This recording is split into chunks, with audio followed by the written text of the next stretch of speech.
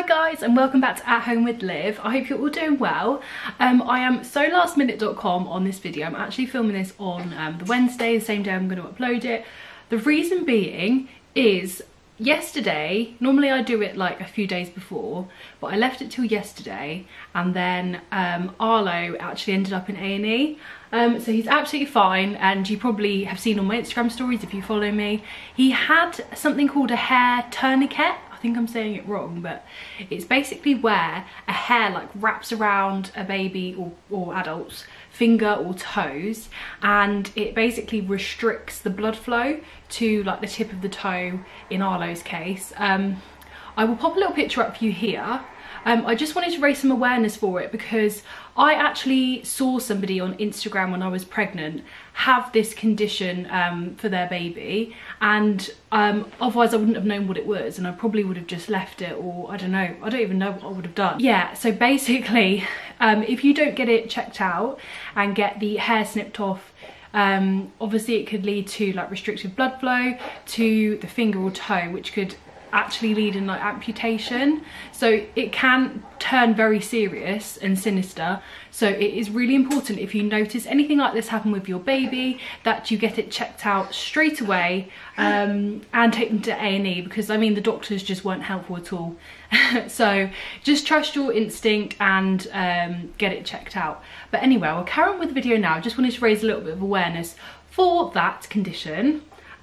So today what we are going to be talking about is my birth story part 2.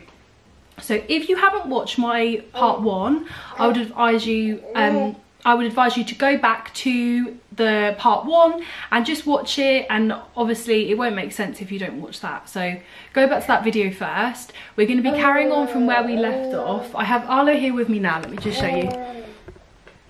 He's just having his milk. Say hi, Arlo. I'm just actually going to show you the toe now, what it looks like. Oh, you've got dirties in your toesies. Right, okay, let's just focus that. That's what it looks like now. So it's just a little bit red, and it was bleeding a little bit from where the hair was, but he's absolutely fine. You are, aren't you? Say hello. Yeah? He was charming all the doctors and the nurses in A&E, and he was loving the attention, to be honest. It was actually really good because obviously, like in my birth story part 1, I was talking about how bad the hospital was. This is Stoke Mandeville Hospital in Aylesbury. Actually the paediatric unit for A&E was amazing. I wasn't waiting there very long at all. I think I was waiting probably about 45 minutes in total, and in that time I had the triage as well for Arlo, and it was quite a lovely room. It had lots of toys, had a TV, had like a snack area and things like that, books. So it was quite a chilled, relaxed area. They were really quick and they were really friendly. So yeah, that has actually changed my perspective a little bit of the hospital, and I feel like if I was to be going back to A&E for Arlo, I wouldn't feel uncomfortable going there, because when I went there I had so much anxiety. I've had to go back there once before for a scan after the birth for my bleeding issues, but yeah, it was really actually okay. And yeah, as I say, I wouldn't be sort of nervous to go back there if we needed to go back to the paediatric unit. They were amazing. So if you haven't already, please make sure you subscribe to my channel and give my video a like. That'd be really appreciated. Also give me a follow over on Instagram at Home with Liv. I'm basically just posting like daily updates and things about Arlo. So if you like my YouTube channel, you would definitely like my Instagram, so go check that out and give me a follow. I post things about motherhood, and basically I'm just documenting my journey as a first-time mum.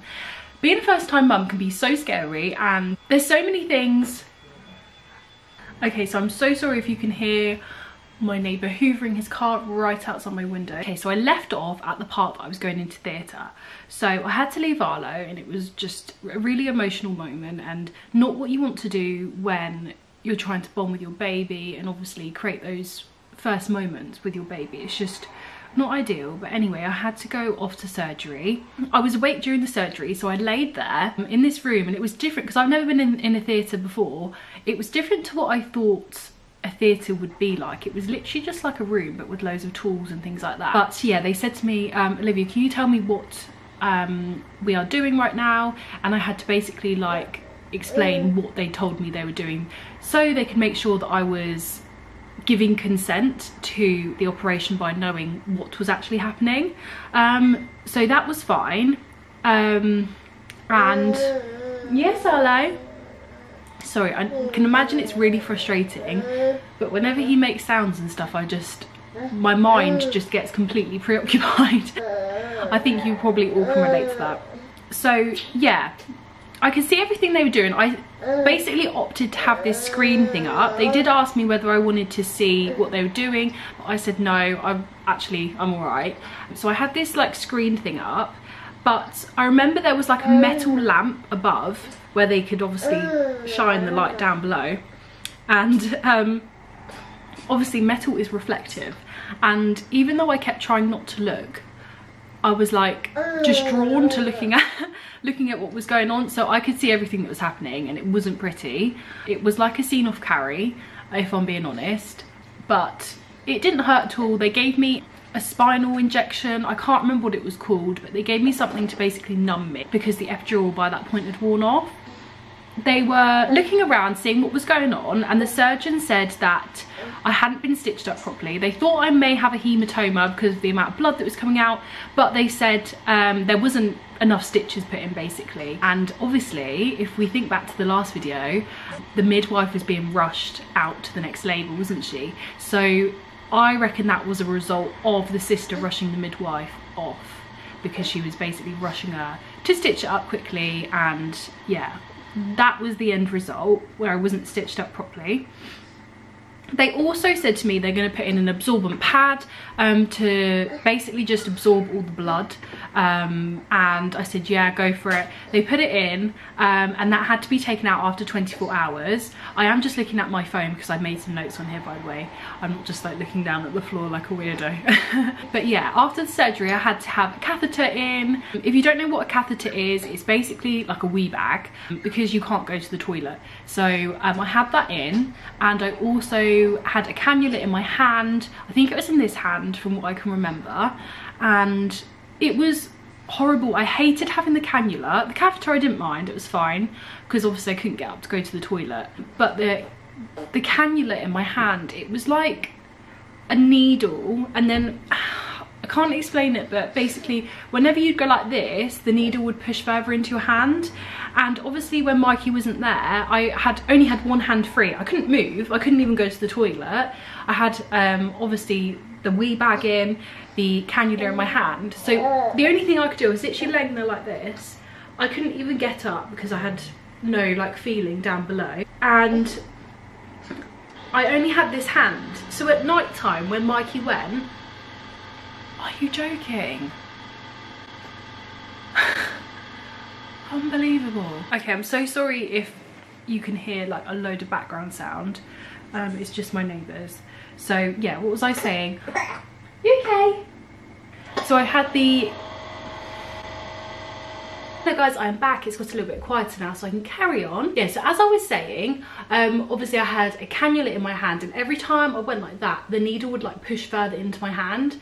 So it meant I only had one hand and no body basically to pick up and look after Arlo when Mikey went home, because he had to go at 9 PM every night, and I would cry every single night because I couldn't actually do anything and I was expected to do everything on my own. The midwife said that they could take him for one time to feed him each night, but no more than that because it was so busy, and he was up every hour basically, maybe every hour and a half at the most, because obviously you have to wake them up when you give birth to them because you need to make sure they're getting enough milk. So it was so difficult. I'd been through a traumatic birth experience, I've been through blood loss, surgery, a week of no sleep, and then even when I could have sleep at night time, I had to get up with him every hour and a half, every hour. So yeah, it was really difficult. So as soon as I came out of surgery, I was still expected to look after Arlo. The midwife said they were too busy to help and they could only help one time each night. Still to this day, I feel like I missed out on crucial bonding time with my son on those first few days. And obviously, I think that And I think that potentially could have been one of the reasons that I developed postnatal depression, because I didn't have that crucial bonding time. The midwives didn't really help me to do anything, so it was a real struggle. And I feel like Arlo had so much more time to be able to bond with Mikey in the day and things like that. So yeah, it would have been really nice to be able to have more help in the hospital, to be able to have that bonding time with Arlo. But since we come out of the hospital, that bond has just blossomed, it's developed, and I love him so much, and I can tell that he loves me too. So we are doing much better now. I was also told that Arlo had jaundice, or potentially had jaundice, and he had to be checked. So they did a check on him, and his levels were just under the line for treatment. You will know obviously if you've had a baby that's had jaundice, but you get this little chart, and if they are in this particular zone, they have to have the light therapy treatment. He was just under that line. It meant he couldn't have treatment, but he couldn't not have treatment.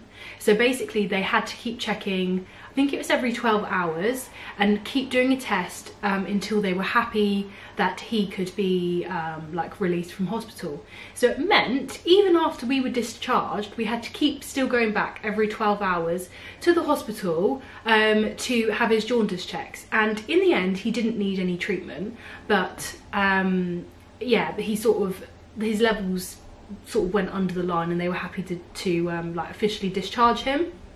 But yeah, so he had jaundice, but it luckily went away on its own. The next few days I was having major hallucinations. They were the most scariest things ever, and they were to do with big gushes of blood. And I really remember, I believed it. I really believed they were happening. So I'd be laying in the bed, and you know, like when you have a period and you sort of get up and you feel like a gush of blood. It felt like that, but it felt like everything was being covered in blood basically. And I think it was just post-traumatic stress or something from the blood loss situation that happened.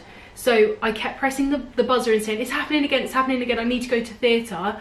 And I'd start crying and everything like that. And the midwives would look and they'd be like, no, it's fine, it's a little bit more than a period amount. But I genuinely believed that I was like bleeding out again. So I did have obviously some trauma from that blood loss. I was then told that I had a lot of blood loss and I needed to have something to sort of rectify my iron levels, because my iron levels were really bad. So they offered me, they said I was basically on the border between needing a blood transfusion and an iron drip, and they said that I could choose which one. So I chose to have the iron drip first, and then if that didn't work, I would have a blood transfusion. So basically what happened, I had to go down to the observation room again, because I'd gone up to the main labour sort of room where all the babies are and all the mums are. So I had to be moved back down to an observation room, and I was put on an iron drip. They said that sometimes you can have a reaction to the iron drip, so they have to watch and sort of monitor you closely to sort of give something to stop the iron drip happening if you're having that reaction. So I was on the iron drip. I can't remember how long it was. I feel like it was about half an hour or something.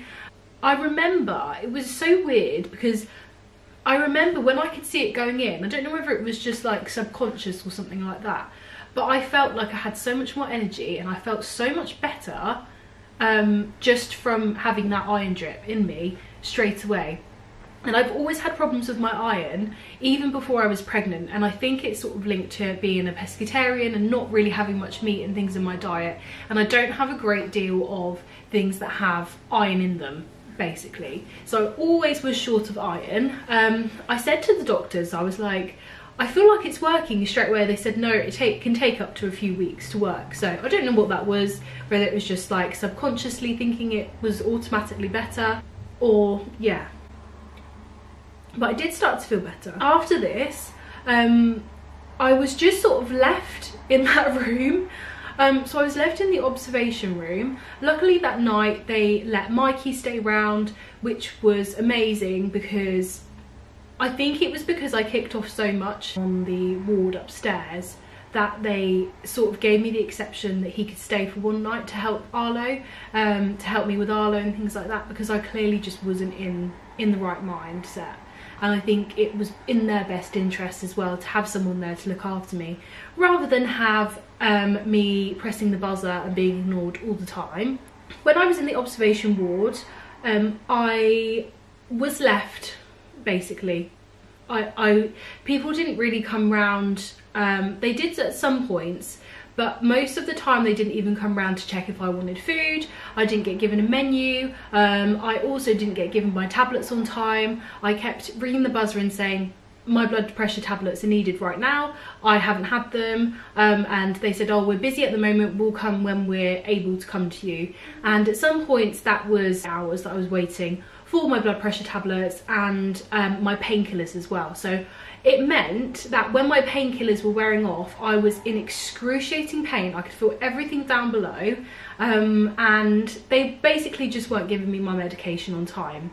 I had a midwife basically take my blood at one point. She came in and I could just tell that there wasn't something quite right with her. She'd bang around, she'd slam the door, she'd kick the bin over, and it was just like I knew that there was something bizarre going on with this lady. But anyway, she came over and she put the tourniquet around my arm, which is like the little band that they use before they take the blood.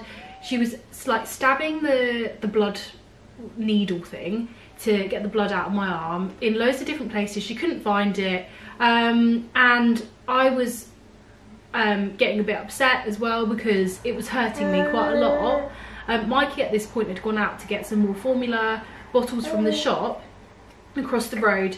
Yeah, on this occasion she carried on stabbing, not being able to find the right place to take the blood, and then she decided that she was just going to walk out. She said, oh, I can't find it, and she just walked out the room, left the tourniquet on my arm. It was all tight and sort of like constricting my arm, just left the needles on the bed, and walked out basically, and I was left there unable to do anything, having this thing strapped on my arm. And that was again just an awful experience. After this point it was honestly impossible to be discharged, partly because of the fact no one would see me. No one would come and see me, the doctors wouldn't see me, the midwives on duty wouldn't come and see me. The buzzer was basically just redundant. There was no point in me pressing the buzzer because people would never come, or they'd come and say, okay, yeah, we'll come back, and they never would.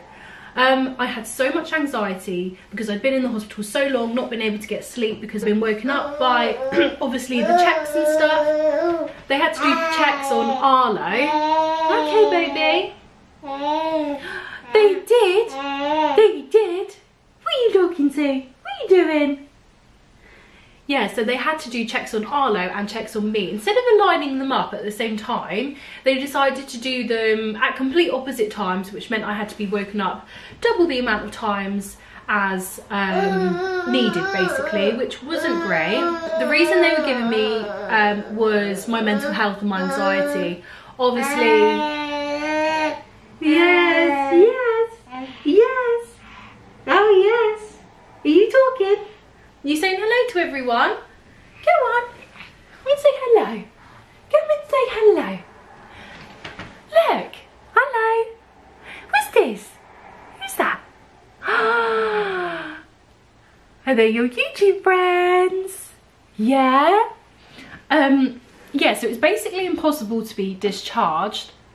They said my mental health was a concern to them and my anxiety was a concern to them, but obviously being in the hospital wasn't going to fix that. In this case, it was making it a lot worse. I said that I wanted the mental health lady who was looking after me when I was pregnant to come and see me, basically. She came in the room and she basically went crazy at them and said they were keeping me there for no reason at all. And she said to them, I am to be discharged today. And she told that to the doctors, and they came in and said, okay, when we have time we'll do your paperwork and we get you to go. I think it was probably about half a day before I was able to get discharged, and I was obviously like asking them, I want to go. I even got his car seat, put him in the car seat, got all my bags packed, stood by the door, said, I'm going, if you don't bring me my paperwork, etc., then I will just be leaving the hospital. Yeah, you won't basically give me any of my stuff that I need, like the paperwork and stuff. So eventually somebody came and you were annoyed too, weren't you, baby?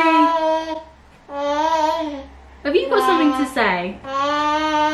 What did you think of the experience, Arlo, when you were a little baby? You little newborn? Were you annoyed at them? Did you want to come home? Did you want to be there? Hmm? You didn't like it there, did you? No? Yeah, so basically, yeah, we came home and then every 12 hours we had to go back to the hospital for his jaundice checks. And every time we went there, they were again just below the lines, which meant we had to come back another 12 hours from the point we got the last one done. Eventually we were able to get him discharged. Yes. But the whole situation was a living nightmare. Obviously I could have had a lot worse birth, and I'm so lucky and blessed that we are both okay and healthy and happy now. But it doesn't excuse the negligence that was caused by the staff in the hospital. And really, if you think about it, everything that happened could have been prevented. And I think that's what makes me so angry, that I could have had the birth that I wanted. But it just shows that the government really need to step up. They need to step up, provide more staff to the NHS. They need to put more funding in the NHS, because I'm not being funny, this is not good enough. This is absolutely not good enough to be putting women in situations, obviously, even regardless of the birth, not being able to have proper midwife appointments, not having health visitors come round to see the baby. Obviously, I've been really lucky with my health visitor and they've been really on it with me. But I know a lot of people with babies similar age to Arlo that haven't even seen their health visitor yet. So that is really worrying. Okay, baby. But it is honestly not acceptable. I know that Boris Johnson won't be watching this video, but if he does, you need to sort it out, Boris. You need to sort it out, because it is causing really detrimental effects. It's causing more women to go into postnatal depression, and men. It is hard on the dads too. It's so hard on the dads. And when there are ill babies or babies in hospital, the fact that only one person can go into the hospital, even if their baby's dying or something like that, that is just disgusting. Ow. Sorry, baby. Come on. That is just absolutely disgusting and not good enough. So you need to sort it out. But yeah, I will stop ranting now. So following on from this, obviously I've said that I was going to talk about what I'm doing to sort of overcome this. So I was contacted by my midwife and I had an appointment with her shortly after Arlo was born, and they offered me the chance to have a birth reflections meeting with the hospital team. And I thought I would take them up on this offer. I wrote a little complaint and it was sent to Stoke Mandeville Hospital. And Arlo, no. Oh my gosh.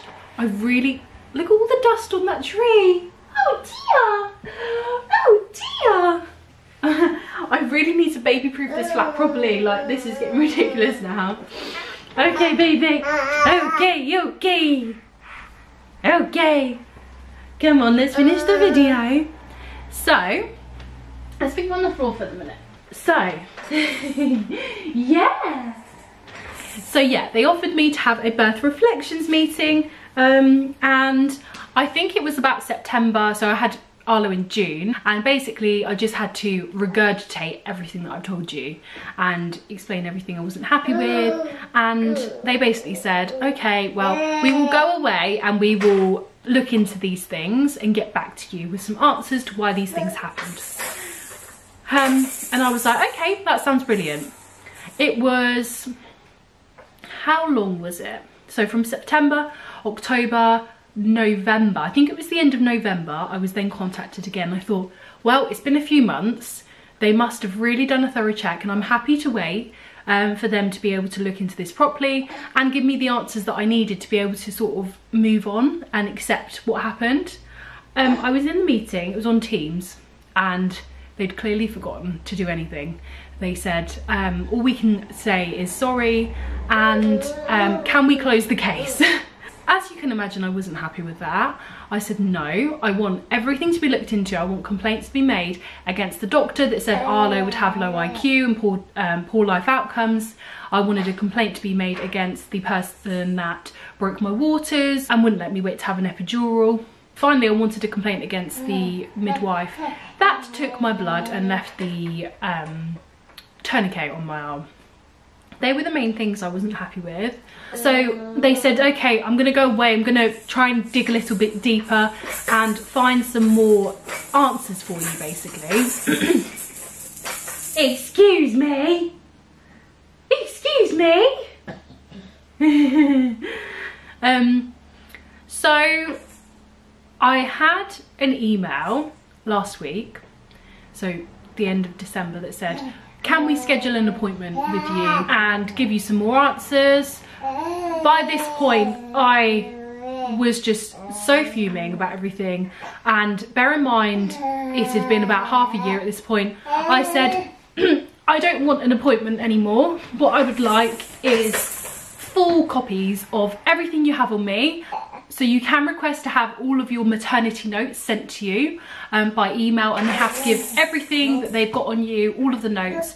And the reason I wanted this is to be able to actually have some evidence and be able to see what happened and be able to work out a plan of my own of how I don't want this to sort of happen again. So I requested all of my notes, and I will actually read you the email I wrote to them. Hello. Thank you for getting in touch with me. I would like to request that the findings are all written in an email. I know you have mentioned before you can't do this, but I would like it to be a higher manager in the hospital to approve, as I'm not going to be accepting the negligence caused to me and severe trauma that has come from my experience. So just a bit of context, they said they wouldn't put anything in writing in an email, obviously, because I think that if this was sort of taken further and taken to court or whatever, it would obviously be clearly in writing the things they said. So that's why they would prefer things to be over Teams. But I've said I want everything to be in writing from this point onwards, and I don't really care how that gets sort of approved. I've said, please can I request a copy of all my maternity notes sent through and any information you have about me in the meantime. Please can I also check that during these months an investigation is actually going on, as the months in between my first and second phone call, not much was actually found. All that was given was an apology. I would like full investigations into the things discussed in the meeting. And I put, why the lady doctor went against the consultant's wishes and tried to persuade me not to be induced, making me cry and saying the baby would have poor life outcomes and low IQ if delivered early. What action has been taken against the person who broke my waters and told me I had to have them broken there and then, or I'd lose my space on the labour ward, which meant I couldn't have my partner there or the epidural. Yes, baby. Why a blood test wasn't taken prior to the delivery, even though I was in hospital. Why I was ignored when telling the midwives my bleeding wasn't normal. Why the midwife rushed on to the next labour and therefore forgot to take blood from the baby's umbilical cord and rushed the stitches to me, which meant I needed further stitches in theatre. Why I was left on my own after my partner left in the delivery room away from the buzzer, so I had to scream for help for 20 minutes before anyone came. Why I was kept so long in the hospital despite the doctor that performed my surgery promising me that I could leave the next day. Why towards the end of my stay was I ignored, not given my medication, had to keep asking for medication and told they were too busy, which left me in pain. These are all things I've spoken about many times, and I'm very serious about getting answers to all of these questions and seeing the action plan that will be taken. In all honesty, it seems like the birth reflection service is just a bit of a tick the box service to say there is some sort of aftercare when there isn't. I would like a document sent to me with the responses on all of the things mentioned, as I would like everything in writing from this point onwards. Kind regards, Olivia. So I've sent that over to them. I am still waiting for a response. It's been obviously over the Christmas break now, so I would hope I would get a response soon, but who knows, with the birth reflections team. As many of you know, I had postnatal depression. I still have it now. I was on medication for it. I was on sertraline, 50 milligrams, which then moved up to 100 milligrams. Unfortunately, it wasn't working for me, and I decided that the hormone imbalances and putting sort of medication into my body just really wasn't benefiting me at all. I decided to come off of it. on my own accord. It made me feel not myself. It made me feel very sleepy, very drowsy, and it just sort of made me feel numb and not live. So I decided to come off of it. I also had a Healthy Minds appointment, and obviously everybody is different, and for some people I know this medication has been a lifesaver, and some people are still on it a few years after they've had the baby, and everyone is completely different. So just because it didn't work for me doesn't mean it's not going to work for you. Definitely try it out and see what works for you first. I also had an appointment with the Healthy Minds team, who basically referred me to have CBT. If you don't know what CBT is, it's cognitive behavioural therapy, and it's basically about sort of trying to change your thought processes behind different actions and events that have happened. So I had a few phone calls. I think it was 6 hours that I was able to get. Unfortunately, I know some people that have sworn by it, and maybe it was the person I had, but I just didn't feel like they cared, and again I felt like it was a bit of tick the box exercise. So they'd say things to me like, how have you been over the weekend? I say, I've not been great, just felt really low. And they'd just say, oh okay, we're gonna move on now, and I'm gonna ask you some different questions. And they basically just avoid actually like picking up on the fact that I'm trying to tell them I'm not okay. And I just sort of had enough of it and decided that it really wasn't working for me. There was a lot of homework for it as well, and I just didn't have time to do it, and it was adding more pressure onto me and making me actually worse. Yeah, so I've basically been working out ways to manage my depression yes, and my anxiety myself. The number one thing I'd say to you to try first is, when you wake up every morning, do something for yourself, okay? As mums, every time we wake up in the morning, we're rushing to go and get a bottle, we're rushing to change a nappy, do something for our baby. Ask your partner and sort of make a plan of action to always have that first half an hour in the morning to yourself, or try and alternate it and say, look, you have half an hour today, I'll have half an hour tomorrow, and we can sort of just have some self-care in the morning and do something for ourselves.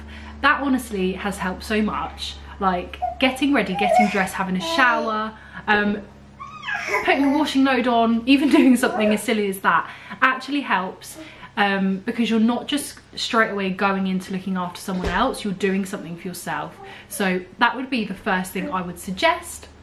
I love to have like a bath in the morning if I have time to, put a little bit of makeup on, have something to eat, have a nice coffee, get into a cute outfit, and instantly, you've probably seen in my previous videos, when I've done that, I feel so much better. I'm a completely different person. So that would be my first thing. The second thing, let me just grab Arlo. Where are you going, mister? Okay, so the second thing that I would suggest would be, find what works for you, but for me, I know something that really helps my anxiety is making lists. And obviously, the elite list there is out there is the Hinch list. So get yourself a Hinch list book, make a plan of action. Obviously, don't bombard it with things, because you're just going to end up looking at it and not being able to do things that you wanted to do and feeling rubbish about yourself. But make a doable list, even if it's change the baby's nappies for the day, put the bin out, make a cup of coffee in the morning. Just little things that you can tick off and actually see that you are being productive with your day. Hey yeah, hey yeah, hey yeah. Okay, so yeah, making lists helps me a lot. The next thing I would say is to get out. Get out of the house, even if it's for 5 minutes, just to go on a walk. Okay, baby. Fresh air is honestly like the best medicine that you could have out there. Just going out for a walk is just so good. Such a good way of doing a little bit of self-care, getting yourself moving, and even for your baby as well, like getting out, it's a sensory experience. Yeah, so getting some fresh air and going out for a walk isn't just good for you, it's good for your baby. Arlo absolutely loves going out, looking at the shadows of the trees, listening to the birds, looking at the people going past, looking at the houses and all the different shapes and sounds and smells. It is honestly going to benefit not only you but your baby. So make sure you get out of the house every day, even if it's just for 5 minutes. Put the baby in the sling, just go for a nice cozy walk, come back, have a drink and chill out. But they would be the best 3 things I would suggest if you're struggling with mood and mental health. I would also obviously recommend you to speak to your birth reflections team, speak to your health visitor or maternity midwife, because they may have some services that are available to you. The other thing I would also suggest, actually, that's just sprung to my mind, is joining a mum support group. So I know some of you that are in my mum support group in Vista are watching this video, so hi. It is so good. You may be a little bit skeptical of going to these sort of things. I know that I was, but when I got there, I just felt like I could relate to everyone there. Everyone's going through the same thing. Everyone's got struggles, and it's just a really nice way to feel heard, to talk about things with someone other than your partner who, let's face it, isn't really going to understand what you're going through, because it's a lot different for them. So I will leave it here, but I hope you like the video. Obviously this is something really personal to me, and I do just want to reiterate as well, just because some things have worked for me doesn't mean it's going to work for you, and vice versa. If something's not worked for me, it doesn't mean that you shouldn't try it. Obviously everyone's motherhood journey is different, everyone's going through struggles and things behind closed doors. So just do what works for you. Ow, that hurt, mummy. Just do what works for you and make sure that you speak out. You may feel like you're embarrassed or that you're worried about, I don't know. I know that I was worried about the health visitor taking Arlo away from me, admitting that I had these feelings of postpartum depression, but they are just there to help. And keeping it inside is the worst thing you can do. You can never recover or get help if you're not actually going to admit that you've got issues going on and accept the help, basically. So if you ever want to talk and you're going through things and you, I don't know, frightened about telling your partner or speaking out to someone, my direct messages on Instagram are always open. I love chatting to you all. As you know, I try and make sure that I reply to everyone. So just send me a message across. I don't mind having a chat with you. Okay, so we're gonna wrap this video up here. It was lovely chatting to you all, and I hope you not enjoyed my birth story, but I hope you be able to be educated and feel that you are not alone if you're going through something similar. Are you gonna say bye, Arlo? You're gonna say bye bye? Come on, you say bye bye. Bye bye. Oh, you're so adorable. You are. Look at your little tiggies. Okay, bye guys. I'll see you in the next video.